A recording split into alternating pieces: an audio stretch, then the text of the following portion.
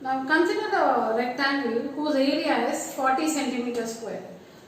So what are the possible dimensions for the length and breadth of the rectangle?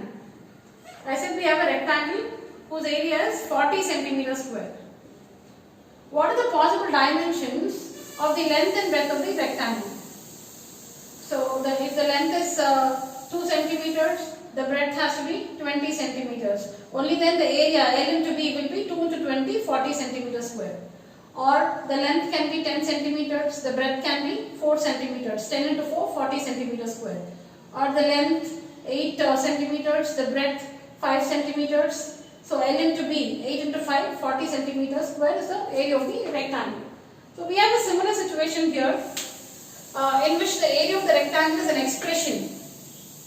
See here, give possible expressions for the length and breadth of a rectangle having 35y square plus 13y minus 12 as its area. So the area of the rectangle is this expression, is given by this expression. We need to find the possible expressions for the length and breadth.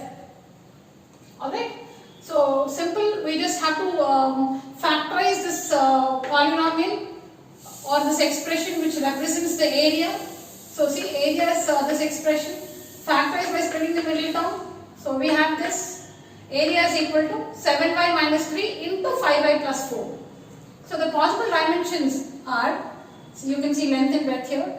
If the length is 7y minus 3, then the breadth has to be 5y plus 4. Or if the length is 5y plus 4, the breadth has to be 7y minus 3. So now this is area. We have another situation here where we have an expression for volume, the volume of a cuboid. See this? Write possible expressions for the dimensions of a cuboid. What are the dimensions of a cuboid? Length, breadth and height.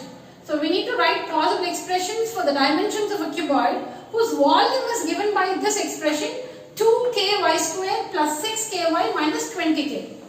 So the same procedure, we just have to factorize this expression. The volume is given by this expression, factorize this. What's the golden rule while factorizing? If there is some common factor, bring out the common factor. Bring out the HCF of these three terms.